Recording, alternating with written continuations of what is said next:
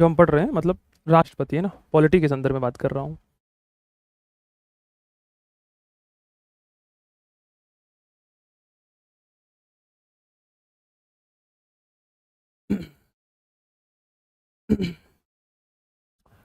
जय श्री महाकाल भाई सभी को। जय हिंद। तो कैसे हैं आप लोग? बढ़िया हैं? पढ़ाई कैसी चल रही है आपकी? दोस्तों हम बात कर रहे थे, चर्चा कर रहे थे कल अपन राष्ट्रपति महोदय।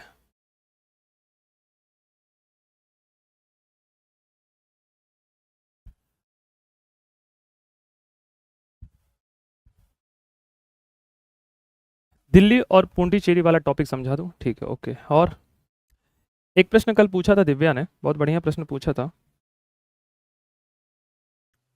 एक मिनट, उस प्रश्न को मैं एक बार क्लियर कर देता हूँ। आपने क्या प्रश्न पूछा था कल? अ, आपने प्रश्न पूछा था कि सर तीनों सेनाओं का जो प्रमुख होता है, तीनों सेनाओं सीडीएस और राष्ट्रपति में से किसके प्रति उत्तरदायी होगी? देखो, तीनों जो सेनाएं होंगी वो किसके प्रति उत्तरदायी होंगी, तो इसका ध्यान रखिएगा। जो उत्तरदायी होंगी वो सीडीएस, सीडीएस के ऊपर बैठा है राष्ट्रपति। मैंने कल भी समझाया था कि जो तीनों जो सेनाएं हैं उसको कंट्रोल कौन करता है हमारे देश में? तीनों सेनाओं को कंट्रोल करता है, उसको संचालित करने का काम कौन करता है? राष्ट्रपति करता है। इसलिए कभी भी आप देखिएगा तीनों सेनाओं के जो हेड होते हैं गॉड ऑफ ऑनर देते हैं राष्ट्रपति को। किसको देते हैं? राष्ट्रपति को देते हैं। सीडीएस का अभी पता है, रिसेंट आया है, तो एक हायरकी सिस्टम काम कर रहा है। सर ऐसी स्थिति में राष्ट्रपति की भूमिका क्या है? राष्ट्रपति की भूमिका ये है कि वो भारत में तीनों सेनाओं को क्या कर सकता है? रेगुलेट कर सकता है। क्या कर सकता है? रेगुलेट कर सकता है, संचालित कर सकता है। ठीक है सर, क्या राष्ट्रपति सेना संबंधी किसी भी निर्णय पर डायरेक्ट लोग लगा सकता है? बिल्कुल लगा सकता है, मंत्री परिषद के द्वारा दी गई सिफारिश पर। अभी हम आगे चल के चर्चाएं करेंगे इस पर, है ना। रेखा कुछ पूछना चाह रही है कि सर प्रेसिडेंट का इलेक्शन एक एक अभी उस पर पढ़ेंगे, बात करेंगे ना, अभी आ रहे हैं वो, तो आगे की बात कर रही हैं। जो पढ़ाया उसकी बात कर रहा हूँ मैं। नहीं नहीं, एमपीएसआई की पॉलिटी अलग है। एमपीएसआई का मैंने बैच पढ़ा दिया है। एमपीएसआई में पॉलिटी बहुत डिटेल से, मतलब यूपीएससी की जैसे पॉलिटी है ना। ये तो इसका 5% है। आपने कहा सर दिल्ली और पुडुचेरी को कैसे शामिल किया गया, तो सुन लीजिए थोड़ा सा, दिल्ली और पुडुचेरी का क्या कॉन्सेप्ट है। पहली बात तो आपको पता होना चाहिए कि दिल्ली क्या है। दिल्ली है दोस्तों एनसीआर, मतलब राष्ट्रीय राजधानी क्षेत्र है, मतलब एक केंद्र शासित प्रदेश है, एक लाइन में कहूँ। पुडुचेरी भी क्या है? केंद्र शासित प्रदेश है। दोस्तों ये दो ऐसे केंद्र शासित प्रदेश हैं जिनके पास खुद की क्या है? जिनके पास खुद की विधानसभा है। मेरी बात समझ रहे हो? क्या है? जिनके पास खुद की विधानसभा है। अब जब इनके पास खुद की विधानसभा है तो इसी कारण से इनके जो लोग होते हैं, विधानसभा के जो निर्वाचित सदस्य हैं, इनको भी राष्ट्रपति के चुनाव में वोट डालने का हमने अनुमति दे दी कि भैया आपके पास भी विधानसभा है। जैसे दिल्ली विधानसभा, दिल्ली के मुख्यमंत्री कौन है? रेखा गुप्ता जी हैं। उसी तरीके से दोस्तों पुडुचेरी के पास भी विधानसभा है। तो दिल्ली और पुडुचेरी की विधानसभा के लोगों को भी अपन ने राष्ट्रपति के चुनाव में वोट डालने की अनुमति दे दी। ये दोनों क्या है? ये दोनों है केंद्र शासित प्रदेश। भारत में आज दोस्तों 28 राज्य हैं और 8 केंद्र शासित प्रदेश हैं। तो आप कहेंगे सर बाकी केंद्र शासित प्रदेशों को क्यों नहीं दिया गया? क्योंकि बाकी केंद्र शासित प्रदेश के पास क्या नहीं है? विधानसभा नहीं है। आ गई बात समझ में? अभी मुद्दा निकल कर आया कि सर जम्मू कश्मीर की, तो जम्मू कश्मीर की अभी स्थिति क्लियर नहीं है। इसके पास भी खुद की है। ये क्या है? केंद्र शासित प्रदेश के रूप में है ना। तो आने वाले समय में दोस्तों जम्मू कश्मीर को भी अपन राष्ट्रपति के चुनाव में, क्योंकि जम्मू कश्मीर को सरकार को लेकर ये चल रहा है कि आने वाले समय में इसको वापस से राज्य बना देंगे। ठीक है, मैंने कहा कि कल राष्ट्रपति के पास नाम मात्र की शक्तियां होती हैं, वास्तविक शक्तियां प्रधानमंत्री के पास होती हैं। अभी इस विषय को समझने के लिए बेटा अभी आपको पूरा राष्ट्रपति पढ़ना पड़ेगा, फिर उप प्रधानमंत्री पढ़ना पड़ेगा, उसके बाद ये लाइन समझ में आएगी। मैंने कल भी कहा था कि ये लाइन अभी तो लिख लीजिए और इसको छोड़ दीजिए, है ना।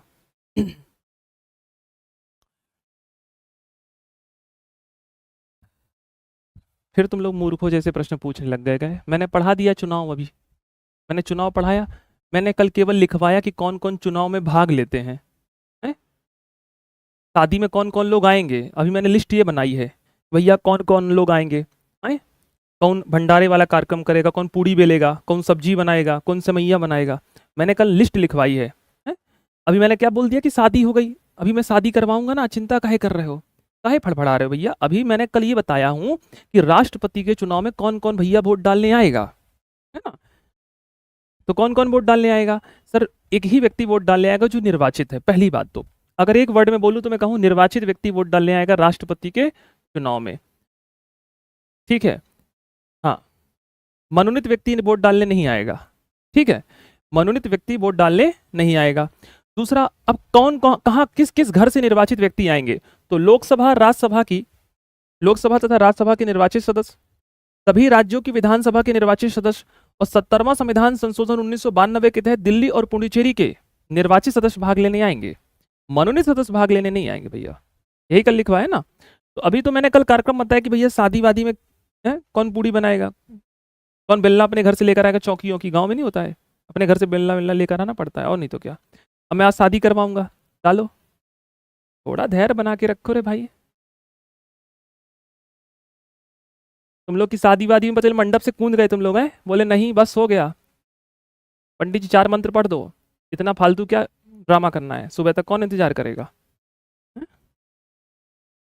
बारात लेके हम जा रहे हैं रात ही में, ठीक है? चलो धैर्य वैर रखो रे भाई तुम लोग थोड़ा सा। इंटरव्यू देने गए पता चला।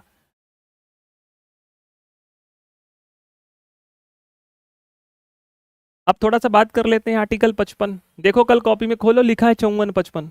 अरे मुस्कुराओ नहीं, 54-55 लिखा है, कॉपी में खोलो, लिखा है राष्ट्रपति के 54 में निर्वाचन मंडल लिखवाया था, निर्वाचन मंडल 54 में। आज हम 55 की बात करेंगे।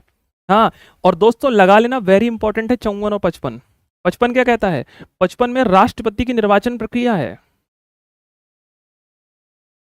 क्या है? 55 में राष्ट्रपति की निर्वाचन प्रक्रिया।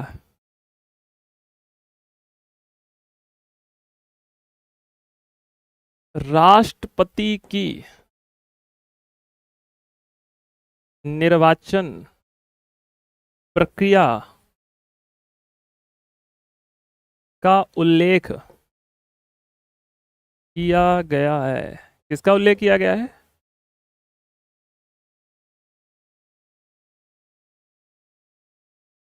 राष्ट्रपति की निर्वाचन प्रक्रिया का उल्लेख यहाँ पे किया गया। किसमें किया गया? 55 में। तो राष्ट्रपति की निर्वाचन प्रक्रिया के दोस्तों यहाँ पर बात की गई है, ठीक है? किसकी बात की गई है? राष्ट्रपति की निर्वाचन प्रक्रिया की यहाँ पर बात की गई। किसमें? आर्टिकल 55 में।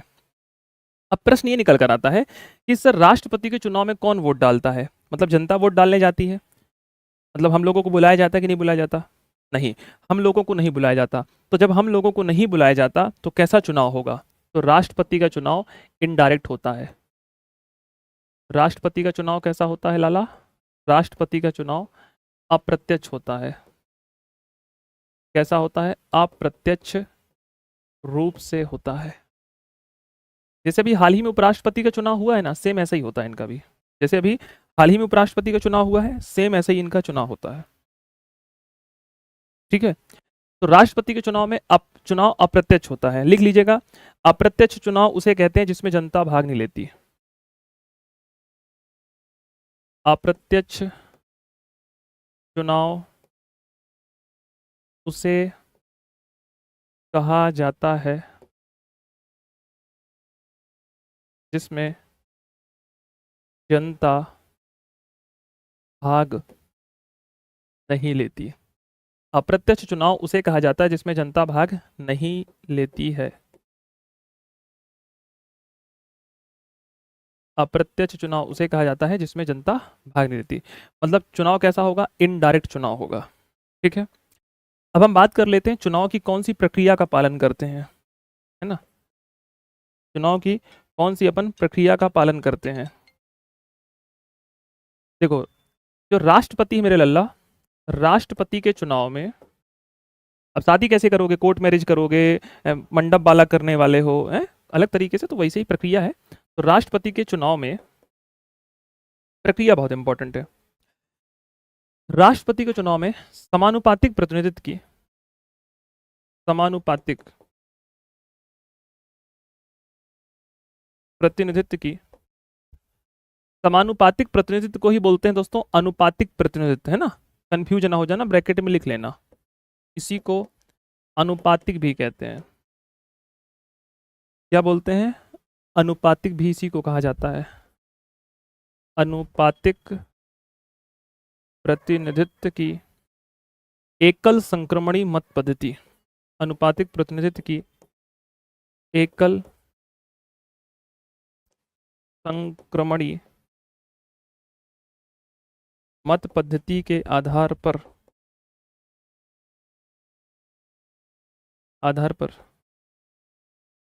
निर्वाचन होता है, के आधार पर निर्वाचन होता है।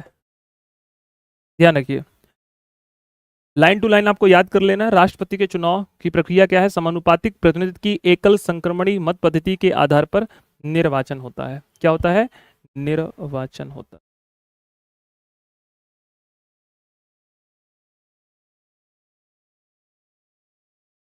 मैं आपसे एक बात पूछूं, बताओ सांसद किसे कहते हैं, विधायक किसे कहते हैं? बेटा पता है दिक्कत इस बात की है, बहुत सारे बच्चे ऐसे क्लास में बैठे हैं जिनको कुछ भी नहीं पता है ना। अब ये बात तभी उनको समझ में आ रही होंगी जिनको थोड़ा सा बेसिक चीजें क्लियर होंगी। सांसद कहाँ बैठता है बताओ? लोकसभा राज्यसभा में। कहाँ बैठता है? लोकसभा एवं राज्यसभा में जो व्यक्ति बैठते हैं उन्हें सांसद कहा जाता है। और विधायक किसे कहते हैं? जो विधानसभा में बैठते हैं। विधानसभा मतलब भोपाल, मध्य प्रदेश की विधानसभा कहाँ पर है? भोपाल में है। पता है ना? आप लोग सांसद को भी चुनते हैं और आप विधायक को भी चुनते हैं। जो सांसद का चुनाव होता है उसको बोलते हैं लोकसभा का चुनाव है, और जो विधायक को चुनाव होता है उसको क्या बोलते हैं? विधानसभा का चुनाव है। सबको पता है ये चीजें? ऐसा कोई है तो नहीं हमारी क्लास में विद्यार्थी? नहीं, नॉर्मल पूछ रहा हूँ, ना पता हो तो मैं बता दूंगा। क्लियर है ना? तो विधानसभा में बैठने वाला व्यक्ति कौन है? विधायक है। और लोकसभा में बैठने वाला व्यक्ति और राज्यसभा में बैठने वाला व्यक्ति सांसद है। क्लियर है? ये सब चीजें थोड़ा बहुत तो आता ही होगा आप लोगों को। आती है चीज समझ में? ठीक है।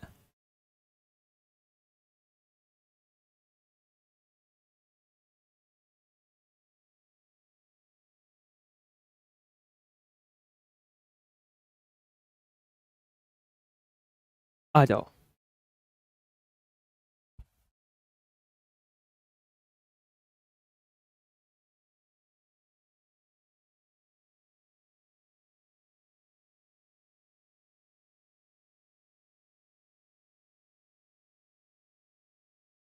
ठीक है, थोड़ा समझ लें, समझ लें क्या है। देखो थोड़ा सा, अभी लिखना नहीं है ना, क्योंकि लिखने वाला कॉन्सेप्ट नहीं, केवल समझने वाला है।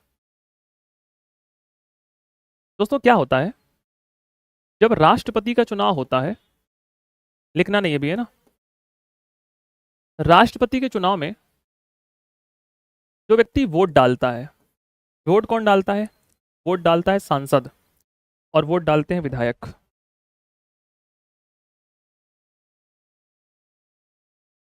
सांसद भी वोट डालते हैं और विधायक भी वोट डालते हैं। अब जैसे मेरी बात को समझो, थोड़ा सा समझने की कोशिश करिएगा, लिखना नहीं है, मैं लिखने के लिए मौका दूंगा आपको। देखो बाकी तो तुम बार की छोड़ो। जैसे मान के चलो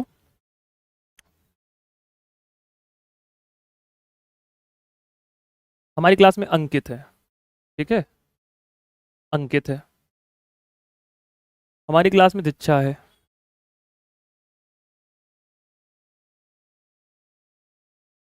काजू है, काजल है, और है कोई, पूनम है। ठीक है, ये 4 लोग, 5 लोग हो गए। कितने पीपल हो गए? 5 पर्सन है। एक ये 2, 3, ये 4, 5। ठीक, 5 लोग हैं, समझना थोड़ा सा है ना। अब मान के चलो सबसे छोटे स्तर पे हम बात कर लेते हैं। सबसे छोटा चुनाव किसका होता है? सर पंचायतों का चुनाव होता है, मतलब सरपंच का चुनाव होता है। मान लो इन लोगों को सरपंच बनना है, मान लो चुनाव बनना है। ठीक अब मान के चलो किसी भी गांव में कितने लोग हैं? एक गांव है, उस गांव में मात्र 100 लोग हैं। 100 लोग हैं उस गांव में। कितने लोग हैं? 100 लोग हैं। कितने लोग हैं? 100 लोग हैं। समझना मेरी बात को। मैं आपके ही गांव की बात बता रहा हूँ, अपने गांव को समझ लेना कि आपके गांव कितने लोग हैं। 5 लोग चुनाव के सरपंच के चुनाव में खड़े हैं और 100 लोग आपके गांव में रह रहे हैं। कितने लोग? 100 लोग, ठीक है। अब चुनाव हुआ क्या हुआ? चुनाव हुआ चुनाव हुआ तो चुनाव के दौरान दोस्तों पता चला कि भाई किसको कितने वोट मिले। तो पूनम को मिले 30 वोट है। बेचारा 4 लड़कियों के बीच में अंकित फंस गया है। अंकित को जितवा दूं क्या? लड़कों को कौन जितवाता है, बेचारे को हार नहीं है वैसे भी। ई को मिले 10 वोट। कितने? 10। शिक्षा, शिक्षा को मिल गए 15 वोट। कितने वोट? 15 वोट।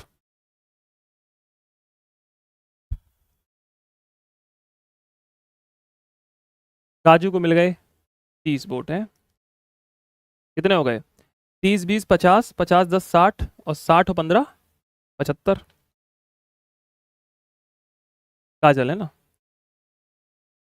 75 और 25 100। आंकड़े सही बैठ रहे हैं। 30 20 50, ठीक है 100। मैंने कहा कौन व्यक्ति जीता? कौन जीता बताओ? तो कहो, आपने कहा कि सर काजू जीत गई।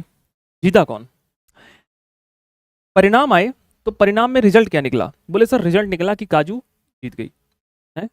लोगों ने काजू को बादाम बादाम खिलाया। भाई काजू का नाम तो काजू ऑलरेडी है, तो काजू क्यों खिलाएंगे लोग? बादाम पिस्ता है ना, बादाम बादाम सब खिला रहे हैं भाई कि भाई काजू जी अब आपको क्या है, आप गांव की आप प्रत्याशी बन चुकी है हमारे। हैं, फूल माला पहनाया गया है ना। पूछ लेना अपने गांव के जाके सरपंच से कितने काम होते हैं।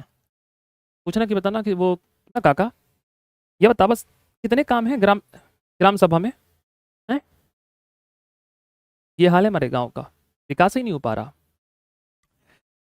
अब एक बात समझो मेरी बात को, ठीक है। अब ये जीत गए, काजू जीत गए है ना। दूसरा प्रत्याशी कौन है? दूसरे हैं ये काजल, और थर्ड नंबर में आ गए हैं कौन? पूनम। फिर फिर हमारा दीक्षा है, फिर अंकित हो गए है ना। इतने विद्यार्थी हमारे, ठीक है। अब समझते हैं। एक बात सोचो, पूरे गांव के लोग कितने हैं? अब एक बात थोड़ा सोचना। अरे सुनो, बधाई बधाई हो गया। हाँ, कितने लोग हैं?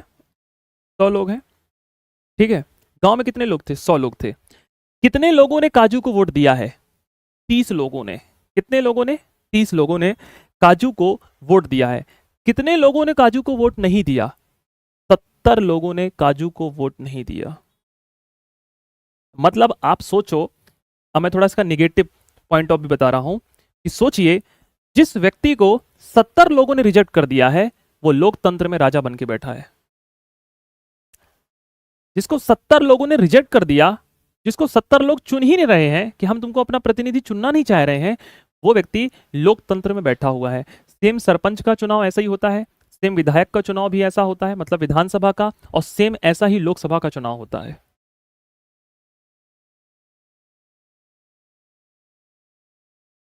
आई बात समझ में? जिस व्यक्ति को, जिस पर्सन को 70 लोगों ने रिजेक्ट कर दिया हो, आप उसे लोकतंत्र में राजा बना के बैठते हैं। इस प्रक्रिया को क्या कहते हैं? इस प्रक्रिया को कहते हैं पहला खंभा छूना। और दोस्तों अभी जो बिहार वाला पेपर हुआ था उसमें यही क्वेश्चन पूछ लिया गया कि जिस प्रत्याशी को सबसे ज्यादा वोट मिलते हैं उसे क्या कहा जाता है? उस प्रक्रिया को क्या कहते हैं? उसे बोलते हैं पहले खंभा छूना। पहले खंभा छूना मतलब अगर रेस हो रही है और अगर कोई रेस में दौड़ रहा है और जो जाकर सबसे पहले खंभा छू लेगा वो जीत जाएगा।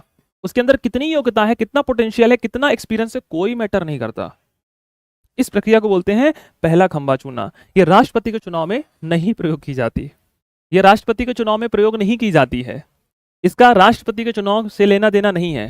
तो सर फिर आपने क्यों बताया है? अरे मेरे लाल, राष्ट्रपति की प्रक्रिया को समझने से पहले इसको समझना बहुत जरूरी था। समझ में आया?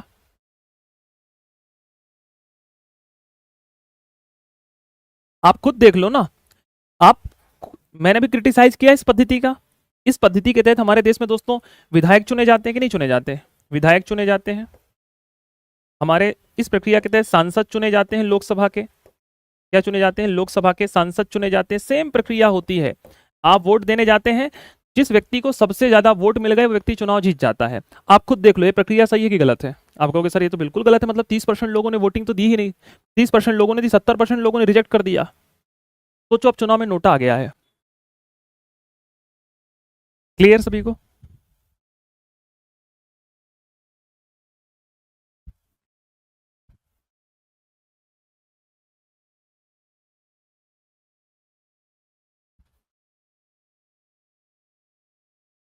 क्लियर है? समझ में आई?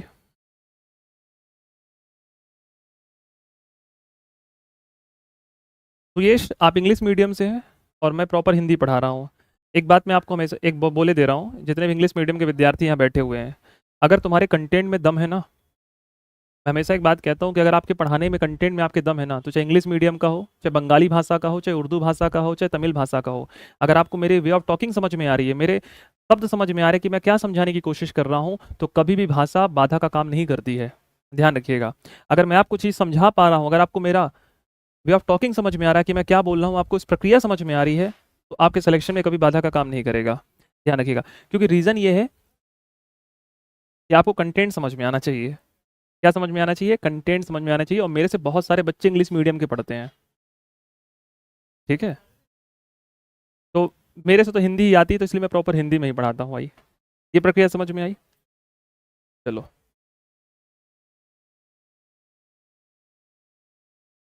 अब एक बात समझो, राष्ट्रपति के दोस्तों चुनाव जो होता है, राष्ट्रपति के चुनाव में ये प्रक्रिया का हम पालन नहीं करते हैं। ये प्रक्रिया कहाँ पालन करते हैं? विधायक और सांसदों में। अब जब राष्ट्रपति चुनते हैं, तो राष्ट्रपति के चुनाव में क्या है कि इस प्रक्रिया का पालन क्यों नहीं किया जाता सर?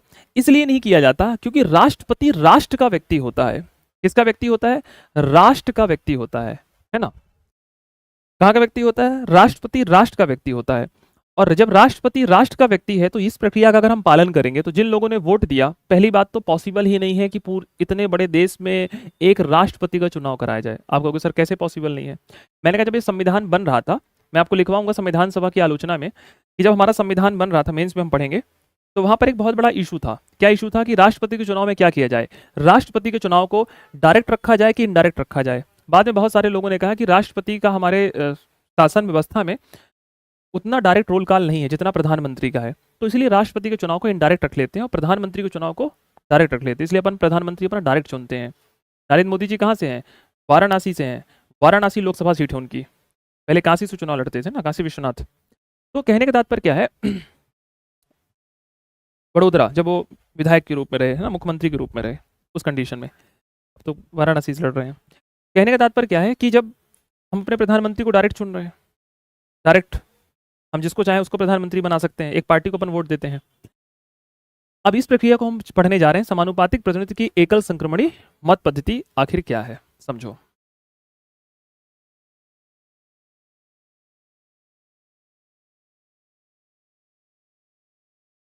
मान लो हमारी क्लास में बैठा है अमित, और अमित MPPSC 2026 डेप्यूटी कलेक्टर बन गया। क्या बन गया?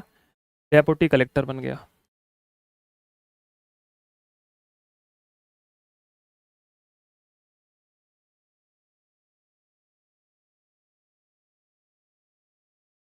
ठीक है, कब बना? 2026। 2026 का पेपर चलेगा, अब इस बार आएगा। अब थोड़ा समझना है राष्ट्रपति का चुनाव कैसे होता है। अब भाई यार अंकित, अमित सिलेक्शन ले लिया भाई, अमित का नाम पूरे जग में फैल रहा है, पूरे गांव वाँव वाले है ना, अंकित के, अमित के फूल माला सुबह शाम है। अंकित परेशान हो चुका है भाई।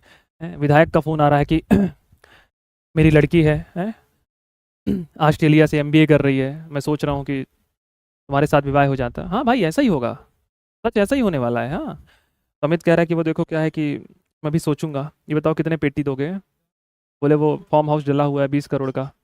बोले इतने में काम थोड़ा होगा, कम से कम यार इतना तो मेरा आने जाने का खर्चा हो जाएगा, और बताओ आगे। ठीक है, अमित कह रहा है मैं सोच के बताता हूँ, पहले मैं देख लेता हूँ मेरे घर में कितने रिश्ते आए हैं, उसके बाद बात करेंगे रात में, बाबूजी से बात करके बताता हूँ। ठीक है, अब अमित MPPSC सिलेक्शन भाई। अब मान के चलिए अमित की शादी वाले आ रहे हैं, पूरा कार्यक्रम यहीं पर है। अब आप इस प्रक्रिया को समझ गए तो आप पूरी प्रक्रिया को समझिएगा कि राष्ट्रपति का चुनाव कैसा होता है। देखो,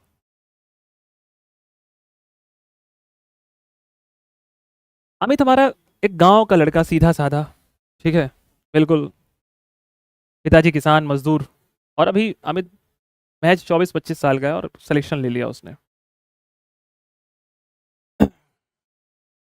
अब अमित की शादी के रिश्ते लगे हुए हैं। माता जी ने कहा कि बेटा फोटो भेज रहे हैं व्हाट्सअप में, है ना, और तुम देख लो अब भाई तुम्हें कौन अच्छी लग रही है। अमित के पास फोटो आ रही है। यही प्रक्रिया है दोस्तों, ध्यान रखना। एक फोटो आई एक्स, एक फोटो आई वाई, एक फोटो आई जेड, एक फोटो आई ए। कितनी फोटो आई? 4 फोटो आई।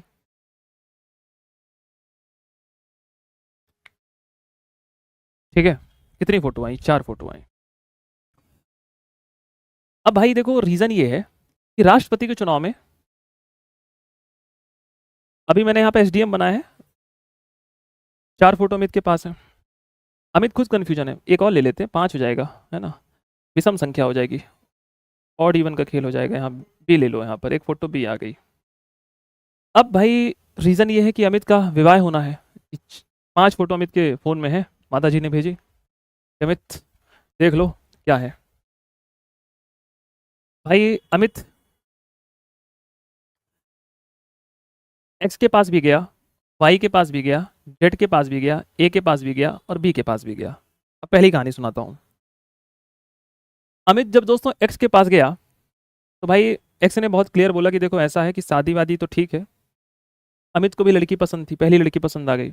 अमित ने कहा देखो ठीक है शादी वादी, तो लड़की ने स्पष्ट कहा अमित से कि देखो ऐसा है कि भाई शादी वादी हो जाएगी, अच्छी बात है, पर देखो ऐसा है कि मैं मायके वायके ससुराल ससुराल में ना रहूँगी।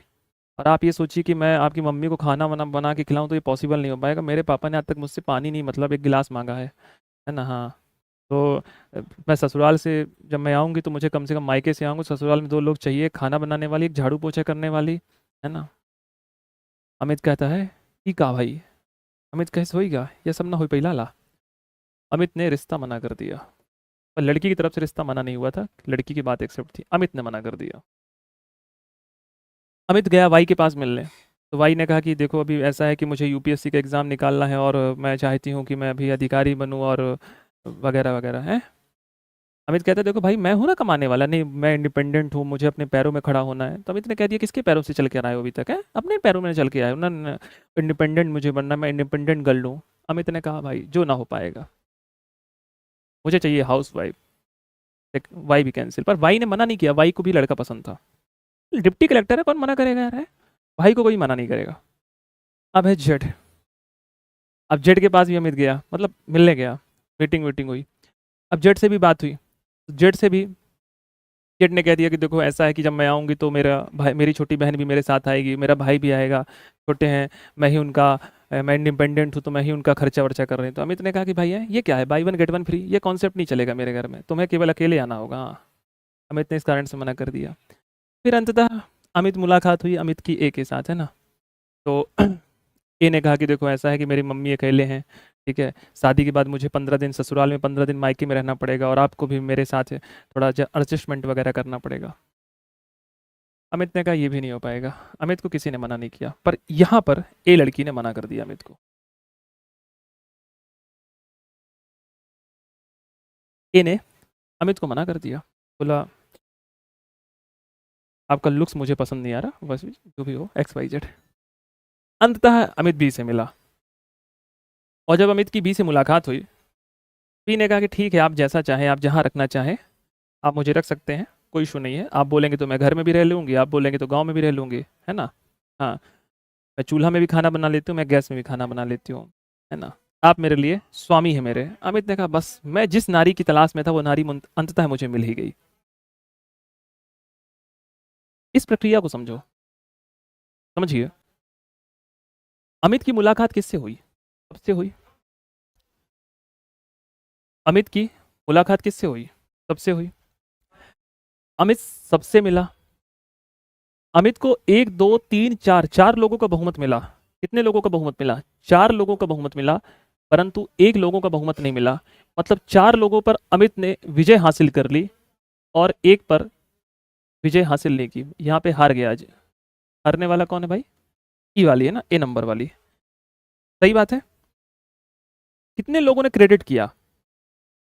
4 लोगों ने अमित की विचारधाराओं से प्रेरित होकर अमित को वोट दिया, मात्र एक ने छोड़ करके। किसने छोड़ करके? एक ने छोड़ करके। ऐसे ही बात है।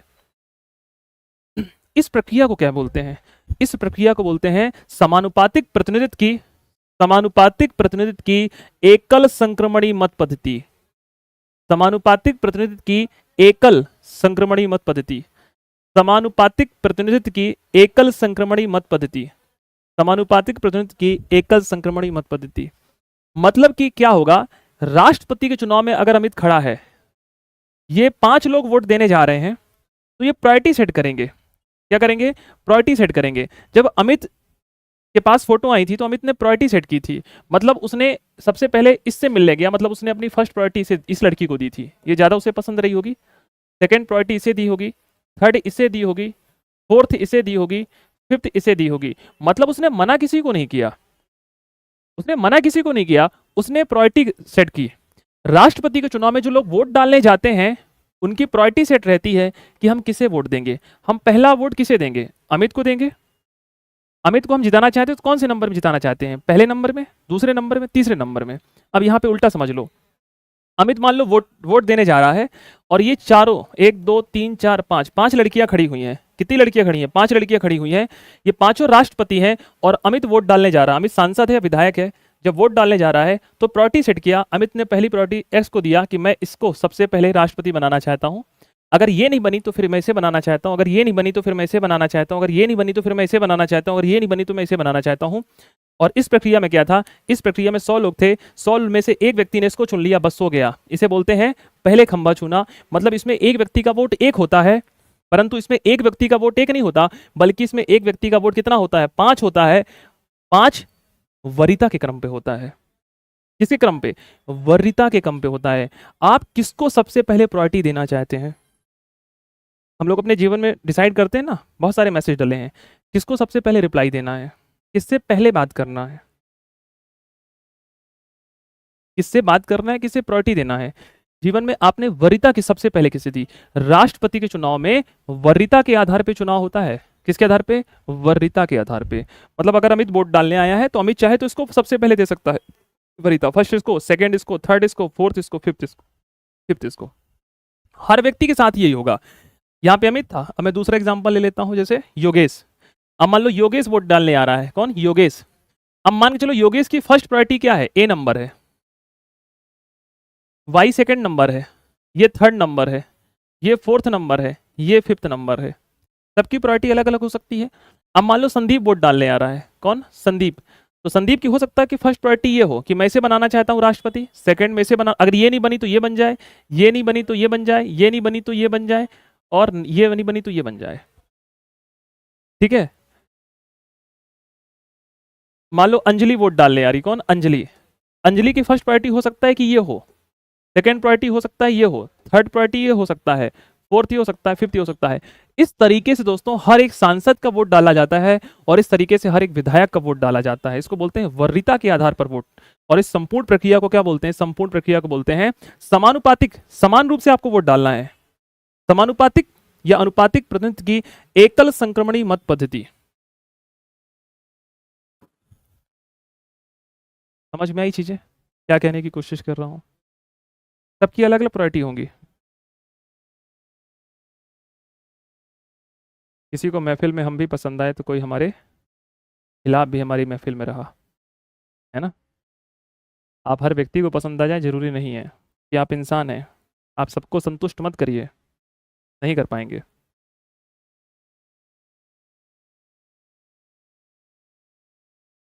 आप हर व्यक्ति को संतुष्ट नहीं कर सकते हैं कि आप इंसान हैं।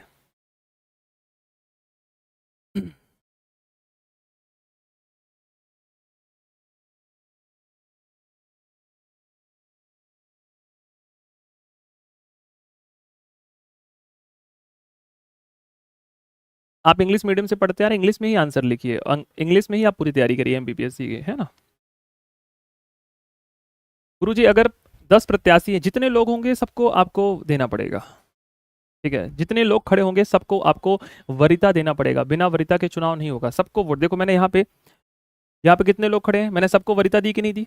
सबको अपन ने वरीयता दी। मतलब आपको सबको वरीयता देना ही पड़ेगा।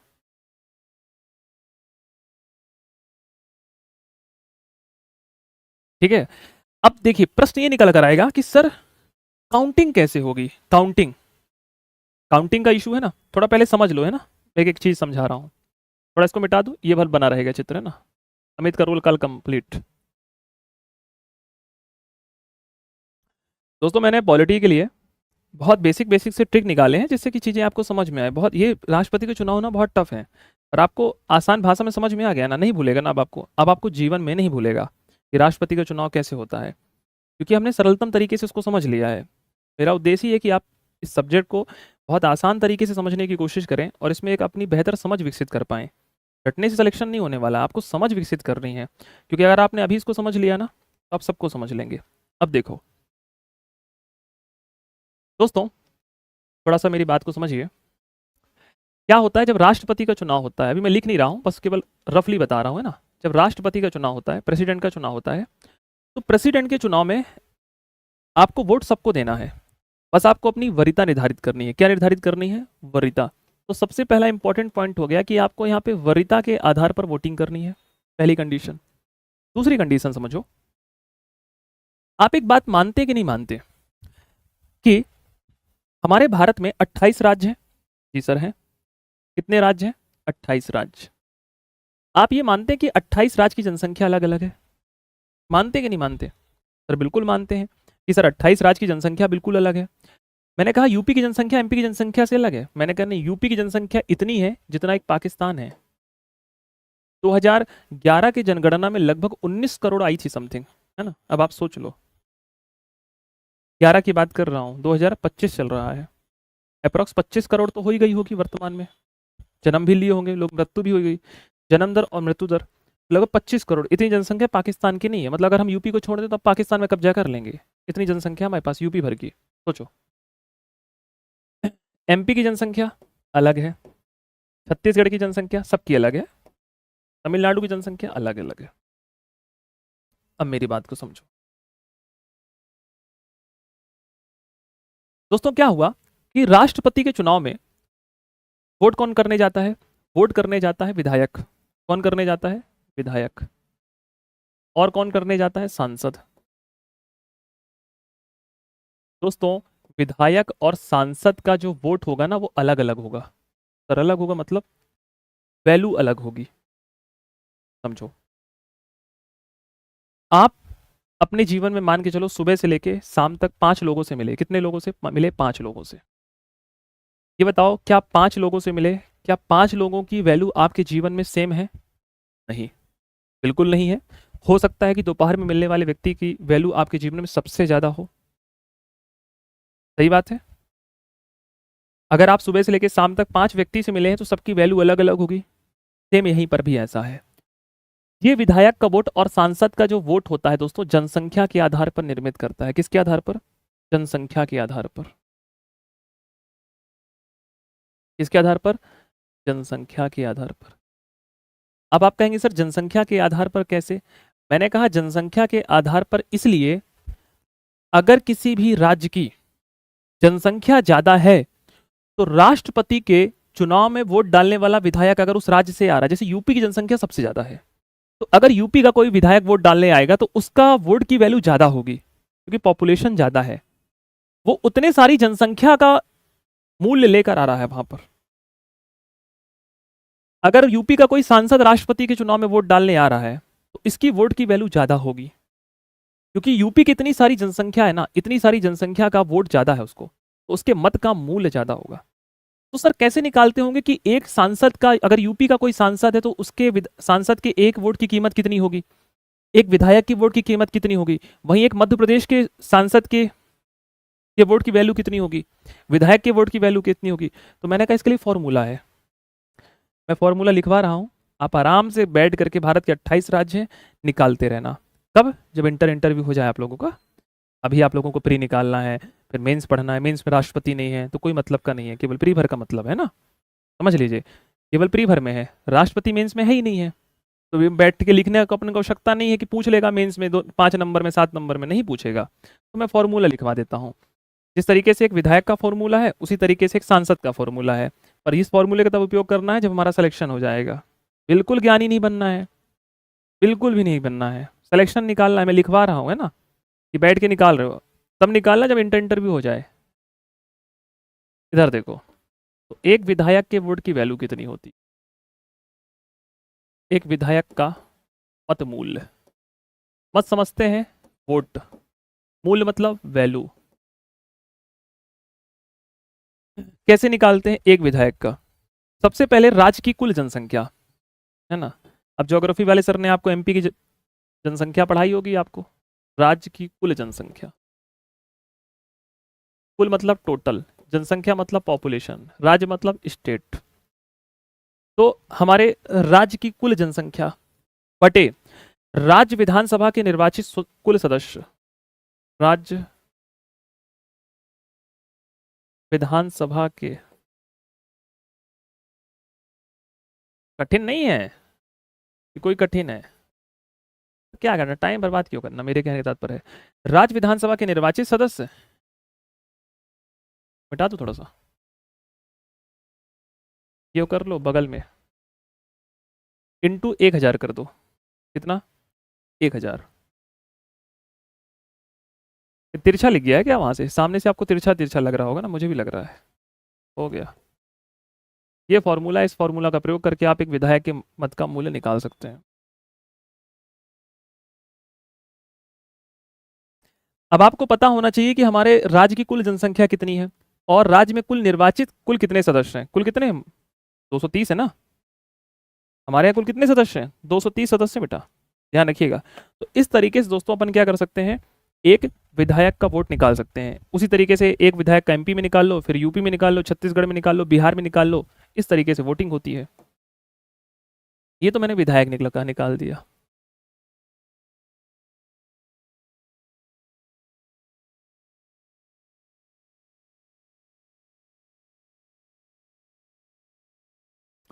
उसी तरीके से एक सांसद,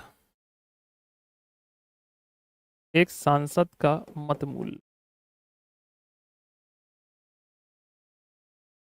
एक सांसद का मत मूल्य किसका, सांसद, सांसद भी तो वोट डालने जाते हैं ना। हाँ,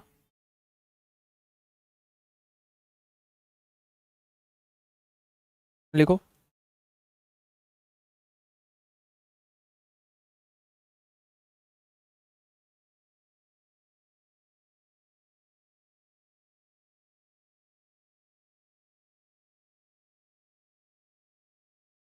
सभी राज्यों की विधानसभा, सभी राज्यों की विधानसभा के मतों का कुल मूल्य, ये टफ हो जाएगा, आपको पूरा याद होना चाहिए। सभी राज्यों की विधानसभा के मतों का कुल मूल्य, सभी राज्य, जितने भी राज्य हैं उन राज्यों की विधानसभा, टोटल विधानसभा की बात कर रहा हूं, जितने भी राज्य हैं सभी राज्यों की विधानसभा के मतों का कुल मूल्य बटे संसद के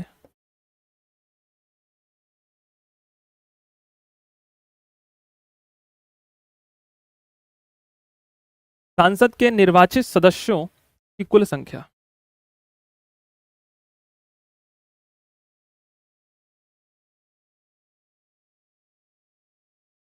सभी राज्यों की विधानसभा के मतों का कुल मूल बटे संसद के निर्वाचित सदस्यों की कुल संख्या।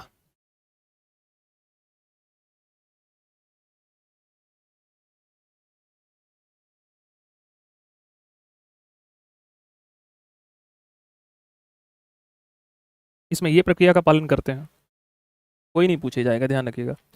पहले एमपीपीएससी मेंस में था 2019 से पहले, राष्ट्रपति है ना। अगर आप एमपीपीएससी 2019 से पहले मेंस का पेपर देखेंगे तो राष्ट्रपति पहले मेंस में था। इस बार से क्या कर दिया, नए वाले सिलेबस में राष्ट्रपति को हटा दिया। वैसे राष्ट्रपति को हटाना नहीं चाहिए था, पर हो गया, क्या कर सकते हैं।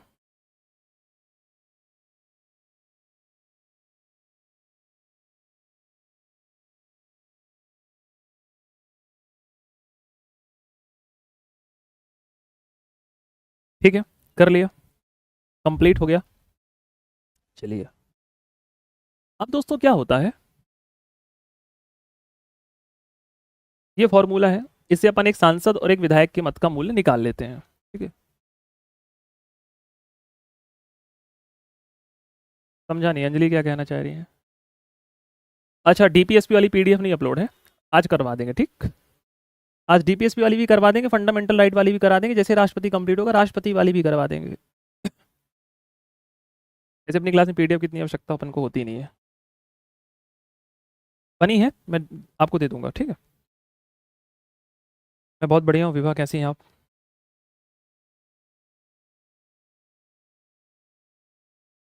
ठीक, चलो।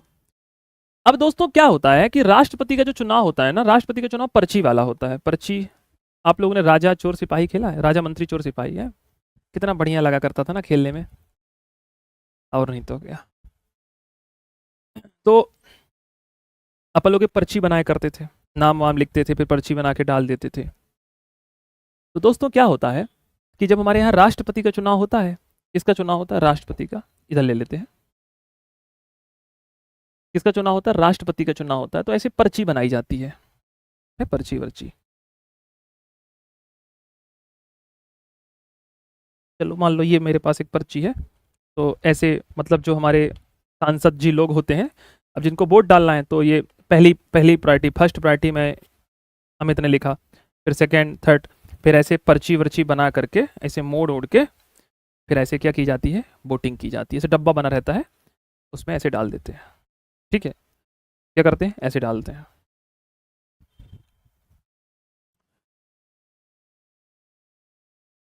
ठीक, अब दोस्तों क्या है कि ऐसे राष्ट्रपति का चुनाव होता है। अब हमारे यहाँ दोस्तों बहुत महान महान लोग हैं, आपको पता ही है यार है। हाँ, हमारे यहाँ सांसद विधायक बनने की क्या योग्यता है? बोले कोई योग्यता नहीं है, बोले कोई योग्यता नहीं है।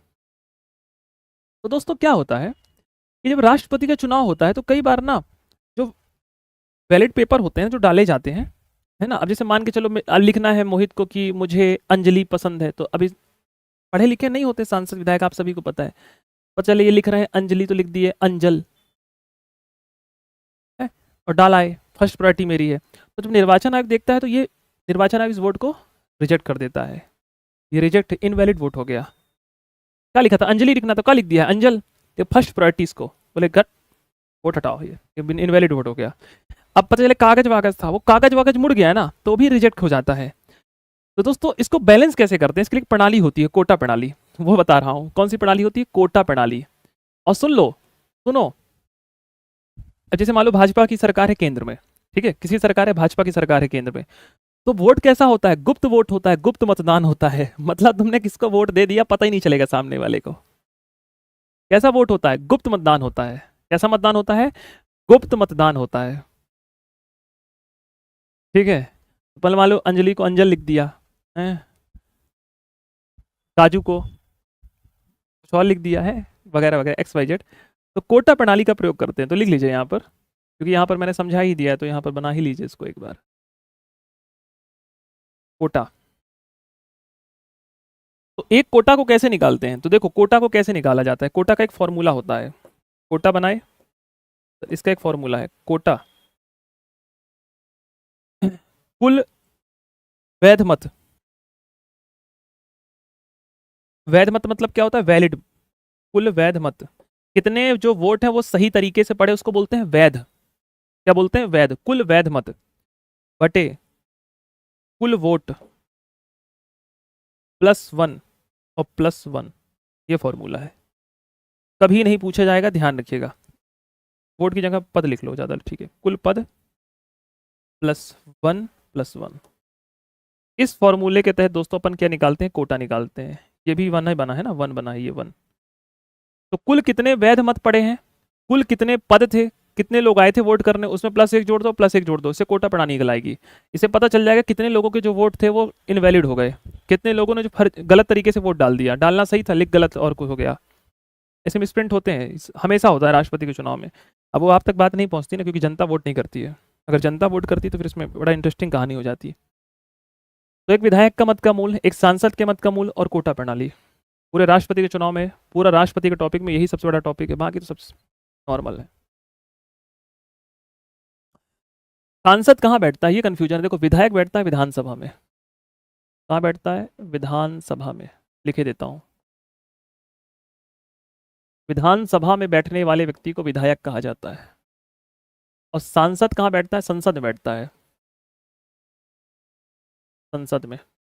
और यहाँ पे मैं किस सांसद की बात कर रहा हूँ? जो लोकसभा राज्यसभा दोनों बैठ रहे हैं ना, निर्वाचित सदस्यों की बात कर रहा हूँ, केवल और केवल निर्वाचित।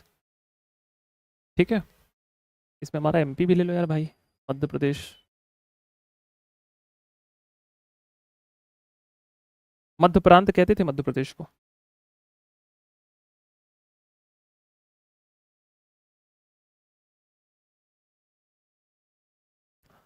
आ गई बात समझ में? क्लियर है? कोटा बारा फॉर्मूला है कुल वैध मत, कितने वैध वोट वैलिड पड़े गए, कुल पद कितने थे, प्लस एक प्लस एक।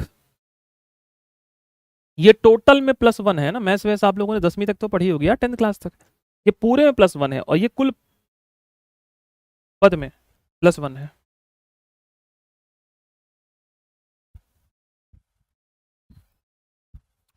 ठीक है, चलिए। तो इस तरीके से दोस्तों ये क्या कर लेते हैं, निकाल लेते हैं। अब देखो,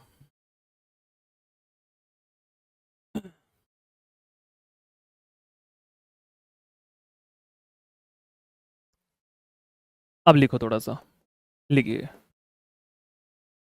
राष्ट्रपति का निर्वाचन। जो मैंने समझाया है, इस प्रक्रिया वगैरह को नहीं लिखना है, फॉर्मूला तो मैंने लिख ही दिया है। टेंशन मत लीजिएगा, फॉर्मूला वगैरह एग्जाम में कभी नहीं पूछेगा, है ना। जो नहीं पूछेगा उसके लिए अपना माथा पच्ची दिमाग नहीं करना, जो पूछेगा उस पर बात करेंगे। देखो, मैंने दोनों लिख दिया है। राष्ट्रपति का जो निर्वाचन होता है वो वरीयता के आधार पर होता है। लिखें, राष्ट्रपति के निर्वाचन में प्रतिनिधि को वरीयता के आधार पर चुना जाता है। राष्ट्रपति के निर्वाचन में प्रतिनिधि को वरीयता के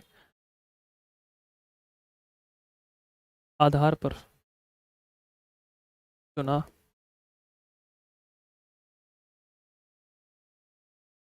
राष्ट्रपति के चुनाव निर्वाचन में प्रतिनिधि को वरीयता के आधार पर चुना जाता है। पहला पॉइंट तो ये है। दूसरा,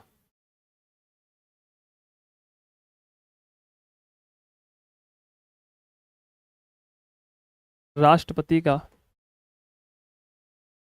निर्वाचन गुप्त मतदान के तहत होता है। गुप्त मतदान होता है। तीसरा, राष्ट्रपति के निर्वाचन में कोटा प्रणाली का प्रयोग होता है।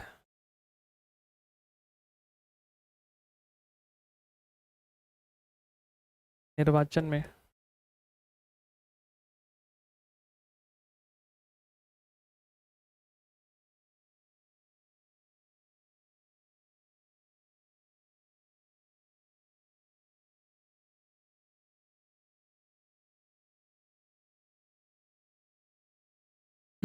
राष्ट्रपति का चुनाव कौन कराता है? राष्ट्रपति का निर्वाचन या चुनाव, निर्वाचन, निर्वाचन को इलेक्शन बोलते हैं ना, चुनाव निर्वाचन राष्ट्रीय निर्वाचन आयोग कराता है। कौन कराता है? राष्ट्रीय निर्वाचन आयोग, काफ़ी चर्चा में है। राष्ट्रीय निर्वाचन आयोग कराता है। कौन कराता है? राष्ट्रीय निर्वाचन आयोग। कब बना है? 25 जनवरी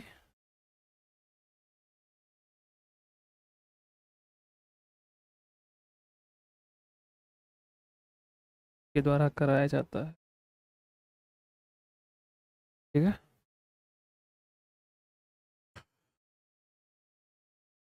अगला पॉइंट लिखिए। राष्ट्रपति के चुनाव में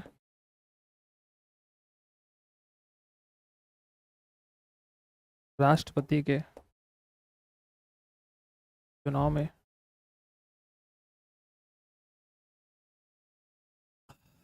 डाले गए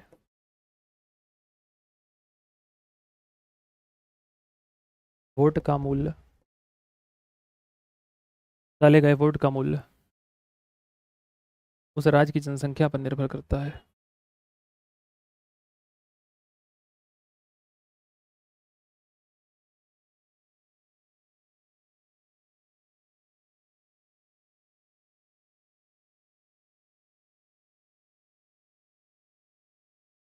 उस राज्य की जनसंख्या के आधार पर राष्ट्रपति के चुनाव में डाले गए वोट का मूल्य उस राज्य की जनसंख्या के आधार पर निर्धारित होता है।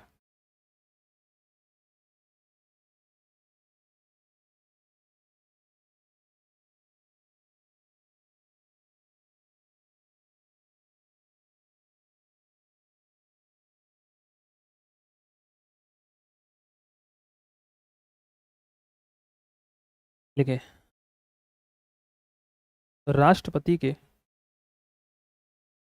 चुनाव में अगर कोई पद खाली है, राष्ट्रपति के चुनाव में अगर राष्ट्रपति के चुनाव में अगर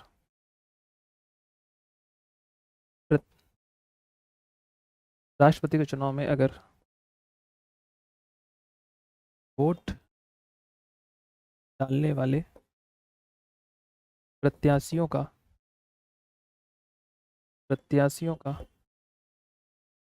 पद खाली है,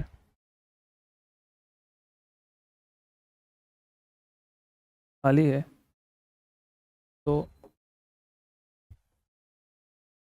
निर्वाचन को असंवैधानिक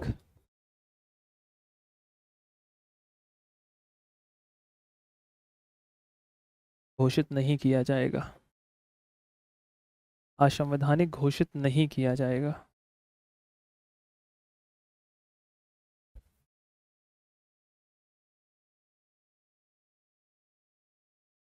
असंवैधानिक घोषित नहीं किया जाएगा।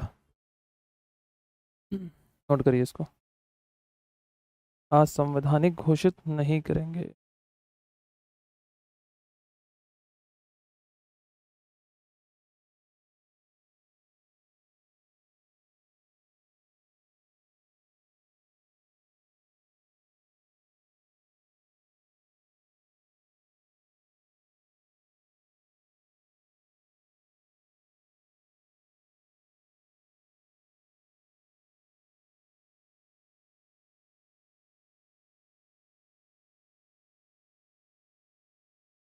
इसको लिखने के बाद यहाँ जगह मेरे पास नहीं बची है, तो इसके जस्ट इधर लिख रहा हूँ, है ना।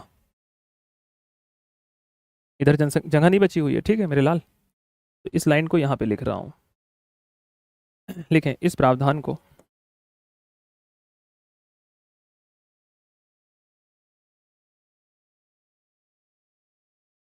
ग्यारहवां संविधान संशोधन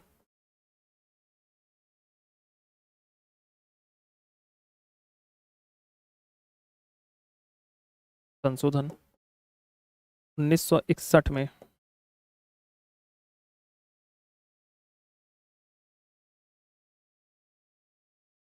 जोड़ा गया है। इस प्रावधान को 11वां संविधान संशोधन 1961 में जोड़ा गया है। इस प्रावधान को 11वां संविधान संशोधन 1961 में जोड़ा गया है।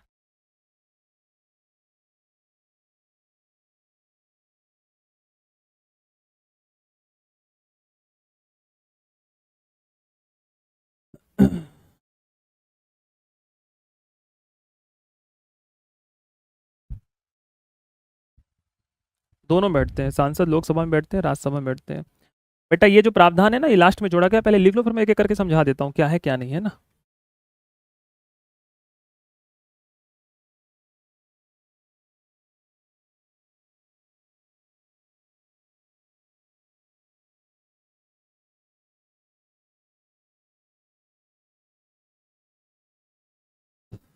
ठीक है बेटा, मैं एक एक लाइन इसलिए लिखवा रहा हूँ क्योंकि एक एक लाइन में खेला हो जाता है, एक एक लाइन में, है ना, ध्यान रखना। राष्ट्रपति बहुत इंपॉर्टेंट है एमपीपीएससी के लिए। कर लिया सभी ने? चलो आ जाओ थोड़ा सा। वरीयता समझ में आ गया? वरीयता किसे कहते हैं? प्रेफरेंस। आप किसको, अब इतने चार में से किसको प्रेफरेंस दिया था? पहली लाइन तो क्लियर ही होगी कि राष्ट्रपति के चुनाव में जो वरीयता के आधार पर चुनाव होता है, पहली लाइन क्लियर है। दूसरा, राष्ट्रपति का जो निर्वाचन होता है वो गुप्त मतदान होता है, मतलब आप किसको वोट दे रहे हैं ये मोहल्ले की चाची को भी नहीं पता है ना, किसी को भी नहीं पता, फूफा को भी नहीं पता कि आप किसको वोट देने जा रहे हैं। गुप्त मतदान होता है, गुप्त तरीके से कि आपकी प्रायोरिटी क्या है, फर्स्ट प्रायोरिटी क्या है, सेकंड प्रायोरिटी क्या है, थर्ड प्रायोरिटी क्या है। मैं एक लाइन में कह देता हूं, जिसकी केंद्र में सरकार होती है उसी का व्यक्ति राष्ट्रपति बनता है। जिसकी सरकार होती है उसी का व्यक्ति केंद्र में राष्ट्रपति बनता है, जिसकी भी सरकार होगी। अरे भाई उन्हीं के सांसद है ना, सांसद का वोट ज्यादा होगा, विधायक का वोट ज्यादा होगा। राष्ट्रपति के निर्वाचन में कोटा प्रणाली का प्रयोग होते हैं, तो कोटा प्रणाली बता दी कि कोटा प्रणाली क्या होता है। राष्ट्रपति का जो चुनाव कराते हैं वो राष्ट्रीय निर्वाचन आयोग कराते हैं, जो अभी काफी घेरे में है ना, निर्वाचन आयोग पर लगातार के आरोप पे आरोप लग रहे हैं। तो कौन चुनाव कराता है? राष्ट्रपति का जो निर्वाचन है वह आपके कौन कराता है? राष्ट्रीय निर्वाचन आयोग के द्वारा किया जाता है। ये सर आपने क्या लिखा है? 25 जनवरी 1950। 25 जनवरी 1950 को ही राष्ट्रीय निर्वाचन आयोग की स्थापना भारत में की गई थी। ठीक है। राष्ट्रपति के चुनाव में डाले गए वोट का मूल्य जो होता है उस राज्य की जनसंख्या के आधार पर निर्धारित करता है। जिस राज्य में जितनी जनसंख्या होगी उस राज्य के प्रतिनिधि का या प्रत्याशी का वोट उतने ही ज्यादा ही देखने को हमें मिलेगा। ठीक है। राष्ट्रपति के चुनाव में अगर वोट डाले जाने वाले प्रत्याशियों का पद खाली है तो निर्वाचन को असंवैधानिक घोषित नहीं किया जाएगा। बस यही समझना है। देखो मेरे लाल, मध्य प्रदेश में कितने सांसद हैं, सॉरी विधायक हैं? तो आप कहेंगे सर मध्य प्रदेश में 230 विधायक हैं। कितने? 230। 230 विधायक कहाँ जाएंगे सर? 230 विधायक जाएंगे राष्ट्रपति के चुनाव में वोट डालने।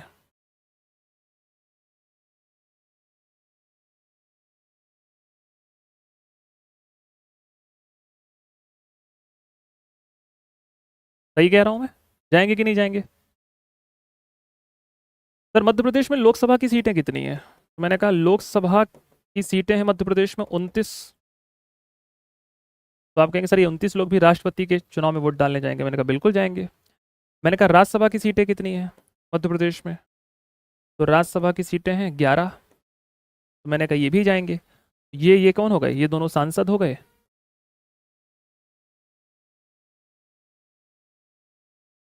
ये कौन हो गए? ये सांसद हो गए। और ये व्यक्ति इधर वाले 230 क्या हो गए? विधायक हो गए। ये सभी लोग कहाँ जाएंगे? वोट डालने जाएंगे। मैं मध्य प्रदेश के संदर्भ में बता रहा हूँ। किसकी प्रणाली बता रहा हूँ? मध्य प्रदेश। आप कहाँ रहते हो? मध्य प्रदेश, जिसे मध्य प्रांत कहा जाता था। ठीक। अब मेरी बात को समझो। कितने लोग जाने चाहिए थे वोट डालने? 230। पता चला 10 लोग छुट्टी पर हैं, 10 विधायक लीव पर हैं।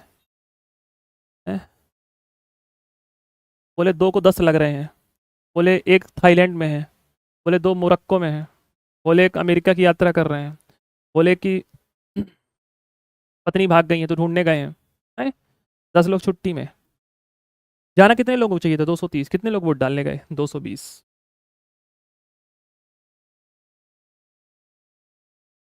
कितने लोग गए? 220। इसमें से एक व्यक्ति पहुंच गया कहाँ? Supreme court. हमारे देश का कोई व्यक्ति था, पहुंच गया कहाँ? Supreme court. सुप्रीम कोर्ट साहब। बोले हाँ बताओ क्या हो गया? बोले आपको पता चला? बोले नहीं। क्या हुआ? किसके क्या हो गया? बोले आपको नहीं पता चला? बोले नहीं। अरे बोले अनर्थ ना हो गया? बोले बताओ भाई अनर्थ क्या हो गया? बोले 230 थे मध्य प्रदेश में विधायक। बोले हाँ। बोले 220 गए। बोले कहाँ वोट डालने? बोले 10 कहाँ है? बोले 10 छुट्टी में है। बोले क्या किया जाए? बोले आप ये चुनाव का संवैधानिक करार करिए। राष्ट्रपति का चुनाव हुआ, बताइए देश में निर्वाचन आयोग है और निर्वाचन आयोग ने आपको बताया नहीं? बताइए निर्वाचन आयोग चुनाव कराता है और 230 लोगों को मध्य प्रदेश के जाने चाहिए थे, उसमें से 220 लोग ही गए। 10 लोग तो छुट्टी पर हैं। क्या है? 10 लोग छुट्टी पर हैं, तो राष्ट्रपति का चुनाव कैसे सही माना जाएगा? 230 लोगों को जाना चाहिए और ये 11 लोगों को जाना चाहिए, ये 29 लोगों को जाना चाहिए, तो 10 लोगों के वोट कम पड़े। तो इस आधार पे जो राष्ट्रपति का चुनाव हुआ है, किसका चुनाव हुआ है सर? जो राष्ट्रपति का चुनाव हुआ है वो राष्ट्रपति का चुनाव असंवैधानिक हो गया है। तो गलत बात है। राष्ट्रपति ने कहा संविधान पढ़े हो कभी? निर्वाचन सुप्रीम कोर्ट ने कहा। बोले नहीं। बोले जाके पढ़ो, जाओ पढ़ो और पढ़ो सबसे पहले कौन सा संविधान? 11वां संविधान संशोधन। 11वां संविधान संशोधन कहता है कि अगर किसी भी राज्य में वहां विधायक नहीं है, सांसद नहीं है, छुट्टी में है, निधन हो गया है, चुनाव नहीं हुआ, कुछ भी हो गया हो, खाली है, 230 में से मान लो 10 ही लोग गए हैं, 220 भी नहीं है, तब भी राष्ट्रपति के चुनाव को असंवैधानिक घोषित नहीं किया जाएगा। राष्ट्रपति के चुनाव में अगर वोट डालने जाने वाले प्रत्याशियों का पद खाली है तो निर्वाचन को असंवैधानिक घोषित नहीं किया जाएगा। इसमें से बेटा 230 में मान लो 10 ही लोग भर वोट डालने जाए ना, तब भी चुनाव असंवैधानिक करार नहीं होगा। ये राष्ट्रपति का चुनाव है, घर का चुनाव नहीं है। जब मन पड़ गया तो कोई सुप्रीम कोर्ट पहुंच जाएगा। तो इसमें एक लाइन क्या निकल कर आता है? इसमें एक लाइन निकल कर आता है कि अगर राष्ट्रपति के चुनाव में कोई भी विवाद होता है तो उसका अंतिम फैसला कौन करता है? सुप्रीम कोर्ट करता है। लिखो यहां से, पेन ना दिखे लाला, इससे लिख देता हूं। राष्ट्रपति के या उपराष्ट्रपति, दोनों लिख लो, राष्ट्रपति या उपराष्ट्रपति के चुनाव में विवाद होने की स्थिति पर अंतिम फैसला सर्वोच्च न्यायालय करता है। अंतिम फैसला कौन करता है? सर्वोच्च न्यायालय, सुप्रीम कोर्ट करता है। कौन करता है? केवल और केवल सुप्रीम कोर्ट करता है, हाई कोर्ट नहीं करता। कोई हाई कोर्ट चला जाए फैसला ही नहीं सुनेगा। ठीक है, लिख लीजिए आर्टिकल 71। कल लिखवा दिया हूँ कि नहीं लिखवाया? कल आर्टिकल लिखवाया ना पूरे मैंने आपको। इसमें लिखा, अनुच्छेद 71 में लिखा हुआ है, 71 में लिखा हुआ है। ठीक है, आर्टिकल तो लिखा हुआ है ना। इंटरेस्टिंग राष्ट्रपति, बताओ। कोई भी ना जाए, जिसको जाना हो जाए, जिसको ना जाना हो ना जाए। ठीक है, इस आधार पे राष्ट्रपति का चुनाव आप असंवैधानिक नहीं कर सकते हैं कि भाई इतने लोग होने चाहिए थे, इतने लोग नहीं गए। ठीक है, इतने लोगों को जाना चाहिए था, इतने लोग नहीं गए। 71 72। अरे 71 में है मेरे भाई, ये पॉइंट जो लिखवाया है ना, ये अनुच्छेद 71 में है। 72 लिखवाए थे कल, तो लिख लो, इसको लिख लो, ये आर्टिकल 71 में है। हे दीनानाथ स्वामी, तुम लोग हैं बच्चों जैसे गुण है काहे? सर जी आप 72 लिखवाए थे, 71 नहीं लिखवाए थे। तो लिख लो ना, बोल तो रहे हैं 71 में है, 71 में है, लिख लो। सर जी क्या ऐसा कभी हो सकता है कि किसी और की ओर से राष्ट्रपति किसी और पक्ष के चुने गए जाए, क्योंकि मतदान गुप्त होता है? अच्छा है, हलवा है मतलब है कि तुम दूसरी की पार्टी को जाके तुम चुनाव कर लोगे? काहे है? प्रधानमंत्री तो ना मारेगा बंद कमर करके कमरे में ना है। ठीक है, ऐसा होता नहीं है। ठीक है, अब आप कहो कि सर ऐसा हो सकता है क्या, मैं दूसरे ग्रह में चला जाऊं जीवन यापन करने, वहां का पीसीएस एग्जाम निकाल लूं, है ऐसा हो सकता है क्या? नहीं हो सकता, ऐसा नहीं हो सकता ना। कितने लोग गद्दारी करेंगे? कितने लोग गद्दारी करेंगे? मान लो एक पार्टी से कितने लोग गद्दारी करेंगे? 2-3 लोग कर देंगे। क्या कर लेंगे? 2-3 लोग कर लेंगे, बस हो गया। ऐसा नहीं हो सकता है। सरकार है दोस्तों यहाँ पे, यहाँ पे सत्ता, सत्ता सबसे बड़ी चीज है। सिंहासन और वर्चस्व जिस व्यक्ति को एक बार मिल जाता है ना, वो जल्दी नहीं छूटता है दोस्तों। कोई अपनी पार्टी से गद्दारी नहीं कर सकता है। आप प्रधानमंत्री से गद्दारी करने की बात कर रहे हैं, सोचिए कितना बड़ा पद है प्रधानमंत्री का। ऐसा नहीं हो सकता है ना, आप एज्यूम कर सकते हैं पर ऐसा नहीं हो सकता। ठीक है, चलो ये समझ में आ रही है, बेसिक आप कॉन्सेप्ट समझते हुए चलिए, कोई इशू नहीं होगा आपको।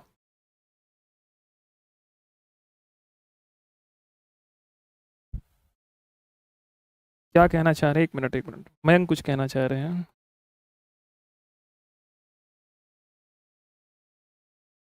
राष्ट्रपति का चल जाएगा, चलेगा। एक मिनट, कुछ क्वेश्चन ले लेता हूँ। एक मिनट रुको थोड़ा सा। सर राष्ट्रपति को हम लोग विद क्लॉजेस कहेंगे जैसे कि नहीं नहीं है ही नहीं ना मयंक, तो कहाँ से पढ़ा दूँ? जब है ही नहीं तो कहाँ से पढ़ा दूँ? विधियां हैं। अब देखिए वहाँ पे क्लॉजेस थे, यहाँ पे क्लॉजेस नहीं, यहाँ पे विधान है, प्रक्रियाएं लिखी गई हैं। अब जैसे राष्ट्रपति का जो निर्वाचन है ना, अब निर्वाचन में कितने सारे क्लॉजेस में लिखवा दिए ये सब चीज़ें, तो ये इसी के अंतर्गत आते हैं। सर राष्ट्रपति उपराष्ट्रपति का विवाद का निर्णय आर्टिकल 71, आर्टिकल 71 लिखा तो है।